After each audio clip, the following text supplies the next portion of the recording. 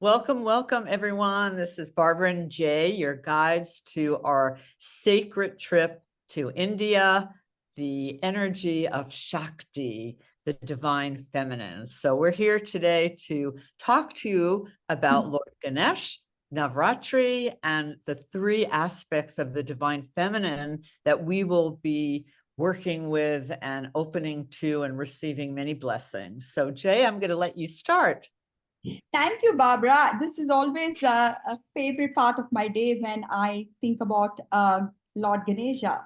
As you know, Lord Ganesh is the remover of obstacles who clears our paths to achieve our goals.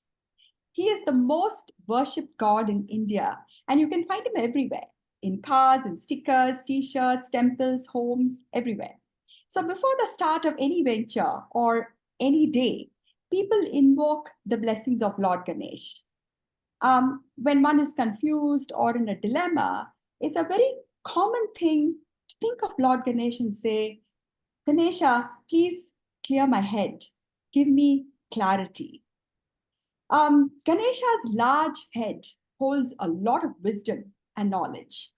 And if you notice, his ears are very alert. That's because he's listening all the time. He has only one task, which implies that he is resilient, persistent, and never gives up when faced with problems. His trunk is strong, flexible, and very adaptable. He embodies all the qualities that we need to face adversity. Ganesh is a very friendly god. I mean, if you look at his expression, he's all knowing and all welcoming. He listens to our problems and gives us hope and comfort. So he's amazing. I love it, Jay, because it's like having your own therapist with you all the time, giving you guidance.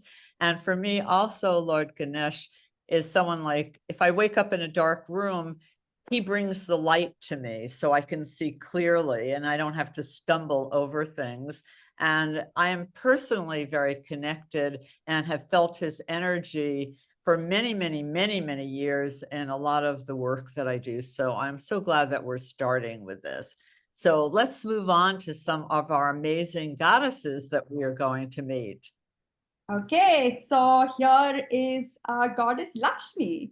Goddess Lakshmi is the goddess of material wealth. I mean, if you look at her, what do you see? You see prosperity, beauty, fertility, health, and abundance all around. Spiritually, she symbolizes yogic powers and discipline. So Lakshmi is renowned, as you can see, for her physical beauty and divine qualities. She's not a warrior.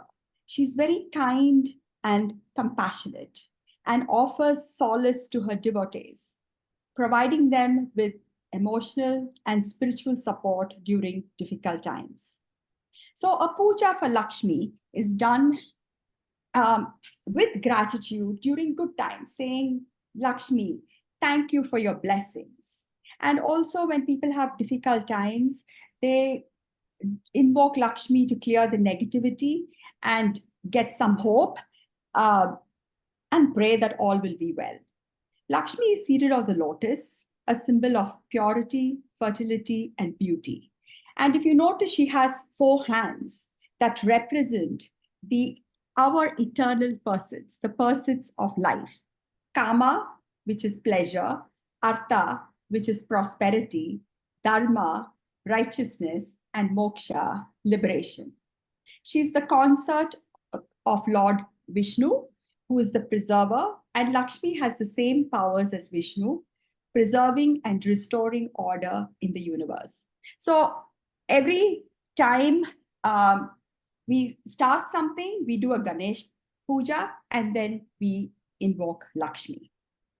Which I love. And one of the things that we're going to be doing on this trip is really looking at how we can open to receiving more, because Lakshmi also lets us know that we are worthy and that the more we can open up to receive this wonderful abundance and prosperity, the more we're able to give it, so that we can use it in a very sustainable way. It's not about hoarding, it's about allowing more to come in so that we could share more. And I love her gentleness. I often think of my mother when I think of Lakshmi, who had a lot of beauty and prosperity around her in a very kind, loving, generous way. So we will get to really open up to her energy. And that's why I love Lakshmi. I do love Lakshmi. I really do. And I have for, again, over 15 years in working with her. So now we move. Okay, so now let's move on to the goddess Saraswati, someone that we all need all the time. Saraswati is the goddess of knowledge. She is associated with wisdom, music, art, and learning. She is known to bring order out of chaos and has a very calming and centering personality. As you can see, she's carrying an instrument in her arms, which is the veena. This is an instrument which symbolizes music, creativity, the arts, and skill. She wears white and sits on a white lotus to symbolize truth and light through knowledge. Saraswati has 4 hands that correlate to the 4 aspects of human personality in learning. We need intellect, alertness, a good mind, and an ego to learn new skills. Just before a child starts school, the blessings of Saraswati are invoked. We take the child to a temple and we have the child do a little writing on rice.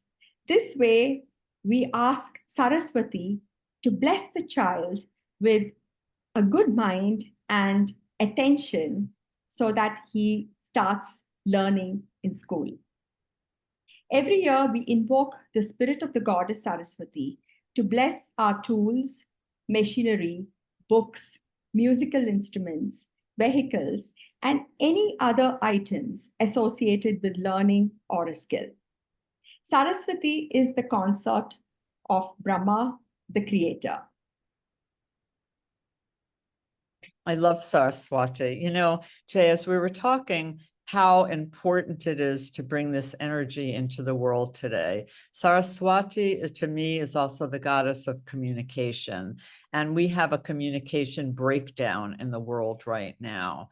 So as we bring in and invoke her energy before writing an email, before having a conversation, before texting someone, we can change the vibration so that we have an intention to do what the word communication really means, to make common, so we can open up. We need her wisdom to separate the fake news from the reality, to have some discernment, and also to bring creativity into our businesses, into our life.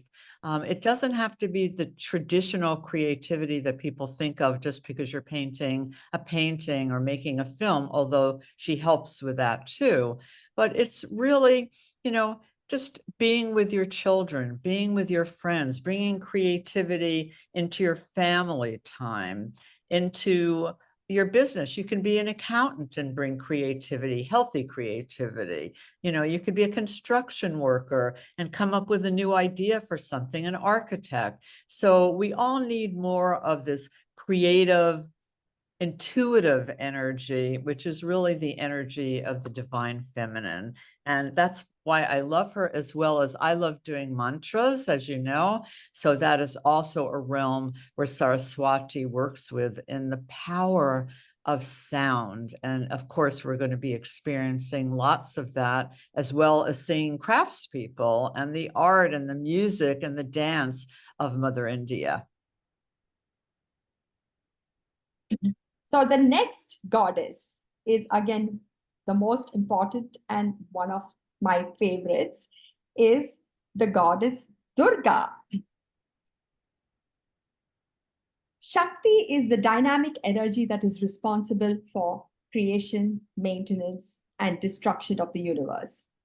It is identified as female energy because Shakti is responsible for creation and mothers are responsible for birth.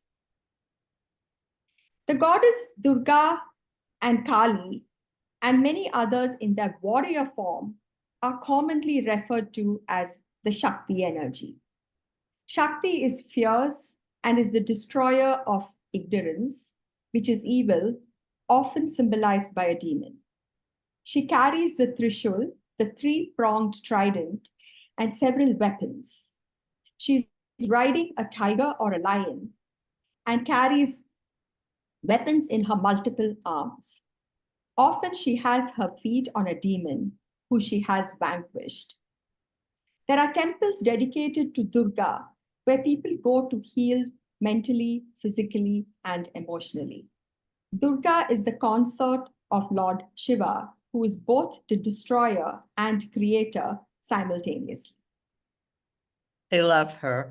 And especially in the work that I've been doing, and I know you too, especially with women's groups, it's so important that women, men too, really honor this power so that they could really set clear boundaries, so that they could say no, that they could step up and really be the leaders that the world needs right now. That's a really important power that she gives us, that energy, that courage to keep going even when you're afraid.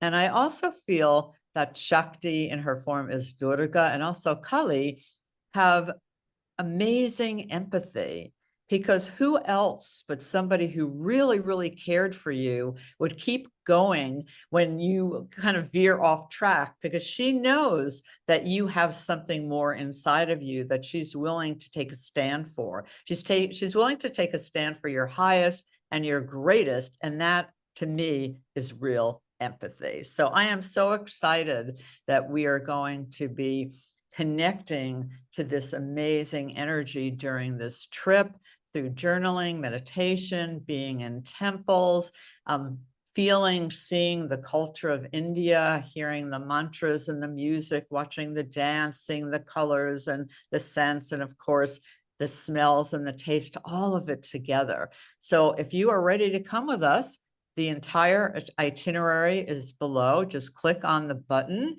and you can download the whole thing. And we are both happy to talk to you if you have any questions. So for an experience that you will never forget, a trip of a lifetime, an experience that will really transform you, come join us in India. Namaste. Namaste.